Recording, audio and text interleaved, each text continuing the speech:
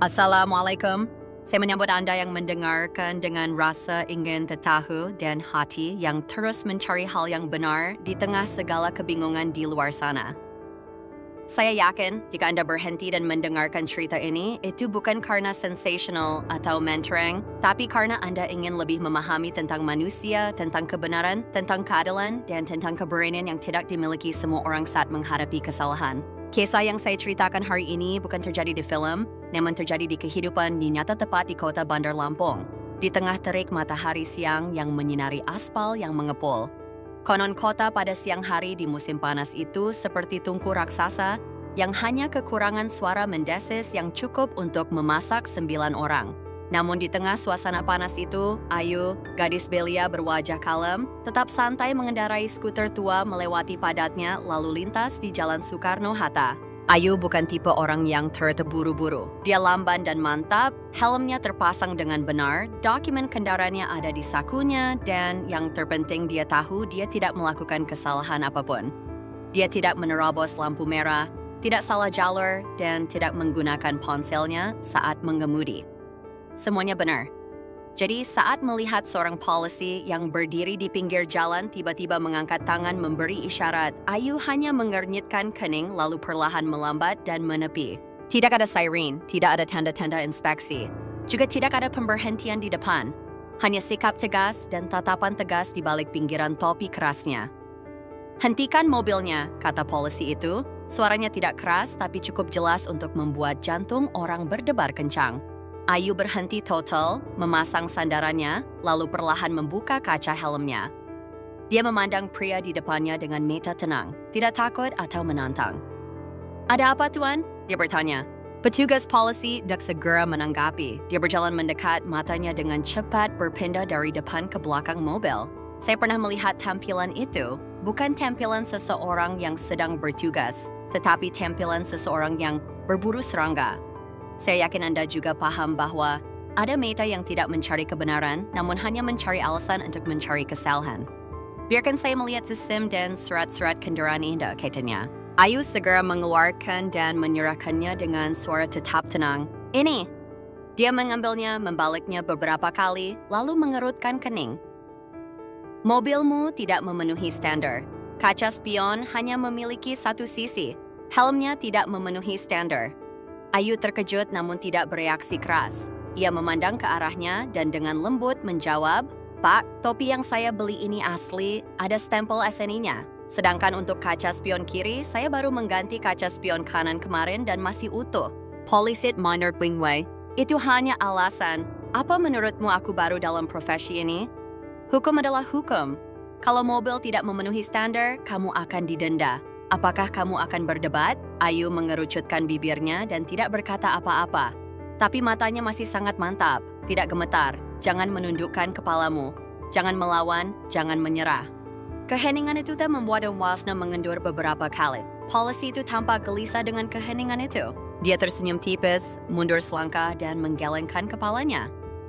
"Oke, jika Anda ingin mengikuti proses yang benar, bersiaplah untuk menghabiskan sepanjang sore dan menghabiskan cukup banyak uang. Dan saya juga takut dengan dokumen. Bagaimana kalau menyelesaikannya di tempat agar lebih mudah? Pernahkah Anda ditempatkan pada posisi tersebut? Ketika orang memberikan saran dengan setengah bercanda, tapi Anda tahu betul, itu bukanlah saran.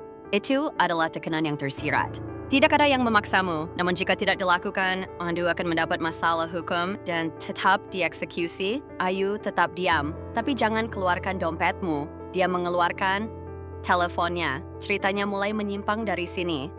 Dan setelah itu, Anda akan melihat seorang wanita tanpa kekuatan, tanpa suara, tetapi dengan ketenangannya dan satu panggilan ke orang yang tepat, membalikan keadaan. Petugas polisi itu mendengus saat melihat Ayu mengeluarkan ponselnya. Dia menyilangkan tangannya dan mundur setengah langkah seolah menunjukkan bahwa dia tidak perlu takut. "Telepon saja," desaknya, suaranya dipenuhi sarkasme. "Panggil aku kekasih atau siapapun, aku hanya menjalankan tugasku." Ayu tidak menjawab. Dia melihat ke layar, menelusuri beberapa nomor, lalu memutar nomor. Sebuah bel berbunyi di telingaku. Dan hanya beberapa detik kemudian, ujung telepon yang lain terangkat. Suara yang dalam, jelas dan serius berkata, "Ayu, ada apa?" Saya masih ingat momen itu. Wajah petugas polisi yang sudah angkuh itu tiba-tiba membeku. Mungkin dia tidak langsung mengenali suara itu, tapi dia pasti merasakan perubahan di udara seolah-olah seseorang baru saja masuk tanpa kehadirannya. "Ayah, aku diminta oleh seorang polisi lalu lintas untuk memberiku uang guna menyelesaikan masalah ini saat itu juga. Aku tidak bersalah, tapi dia terus bersikeras bahwa mobilku tidak memenuhi standar." Ujung telepon yang lain terdiam selama beberapa detik, lalu suara pria itu menjadi lebih serius. "Kamu ada di mana?" Tepat di perempatan Soekarno-Hatta, dekat supermarket Indogrosir, polisi itu mulai khawatir. Ia melirik ke sekeliling, lalu menunduk menatap ponsel di tangan Ayu seolah ingin memastikan dengan siapa dia baru saja berbicara. Sedangkan Ayu tetap tenang, seolah sudah mempersiapkan diri sejak lama. "Oke," jawab suara di seberang sana. "Tetap di sana, jangan lakukan apapun, ayah akan segera datang." Ayu menutup teleponnya. Dia masih belum mengatakan apapun kepada petugas polisi, namun saat ini dia mulai tidak bisa diam lagi. "Siapa yang kamu telepon?" dia bertanya. Suaranya kehilangan kepastian awalnya. Ayu memandangnya, tidak langsung menjawab. "Aku ingin menanyakan namamu, tapi kamu menolak menyebutkannya. Sekarang ayahku bertanya, bagaimana aku harus menjawabnya?" Pertanyaan sederhana itu namun membuat petugas polisi itu merasa bingung. Keringat mulai keluar di pelipisku. Dia menelan ludahnya dengan susah payah, berusaha mendapatkan kembali ketenangannya. "Menurutku itu hanya kesalahpahaman. Kamu boleh pergi, aku tidak akan menghukummu lagi." Ayu masih berdiri diam. Saya melihat banyak orang yang menyombongkan diri ketika orang lain dalam posisi lemah, tapi Ayu tidak. Dia tidak berteriak. "Jangan merekam klip, tidak ada ancaman." Isis membiarkan segala sesuatunya terjadi sealami mungkin, sehingga keadilan datang pada saat yang tepat, tidak cepat, tidak lambat. Dan kemudian, sekitar 10 menit kemudian, mobil itu berhenti. Sebuah mobil SUV berwarna hitam mengkilat mendekat, pintu terbuka, dan dari dalam keluarlah seorang laki-laki berseragam tinggi TNI Polda Lampung, gagah, kalem, bermata dingin. Itu ayah Ayu, Kompol Rendra. "Apakah kamu baik-baik saja?" Dia bertanya begitu dia melangkah maju. "Aku baik-baik saja, ayah," jawab Ayu seolah menunggu saat yang tepat untuk bernapas lega. Kompol Rendra menoleh ke arah polisi lainnya dan terdiam beberapa detik hingga menyebabkan udara membeku. Kemudian dia bertanya, dengan sangat lembut namun tegas, "Apa yang baru saja kamu katakan kepada anakku?" Polisi itu menjadi kaku. Aku hanya mengingatkan, aku tidak bermaksud jahat, Komandan." "Kamu berbohong di hadapanku," suara Kompol Rendra merendah. "Jadi kalau aku tidak datang, apa yang akan kamu lakukan? Ambil uang? Mengancam?" Petugas polisi itu tergagap. Aku tidak tahu Putri siapa dia." "Jadi kalau dia bukan anakku, apakah kamu berhak meminta uang?" Suaranya kini setajam pisau. Saat itu ada Fortuner lain yang parkir di pinggir jalan. Seorang perwira senior komisaris besar turun tanpa mengucapkan sepatah kata pun, hanya memandang ke arah Kompol Rendra. "Apakah orang ini?" dia bertanya. Kompol Rendra mengangguk diri. Tidak perlu membahas lebih lanjut. Petugas lainnya memberi isyarat, "Tangkap orang." Kedua petugas polisi yang mendampingi segera mendekat. Polisi itu mundur, mengangkat tangannya. "Tunggu, Ti, aku tidak bermaksud. Aku tidak tahu siapa dia." "Itulah masalahnya," kata komisaris besar dingin. "Karena kamu tidak tahu, kamu berani melecehkan." Ayu berdiri di sana, menyaksikan semuanya terjadi tanpa berkomentar. Menurut dia tidak menyombongkan diri, dia hanya mendengarkan, menyaksikan sesuatu yang seharusnya dilakukan sejak lama. Keadilan bagi masyarakat tanpa memandang siapa mereka. Saat petugas polisi diantar menuju mobil, suasana sekitar hening seolah-olah ada yang baru saja menghilangkan suara dari seluruh jalan. Masyarakat di sekitar pedagang kaki lima, pejalan kaki, hingga tukang ojek mulai berkerumun.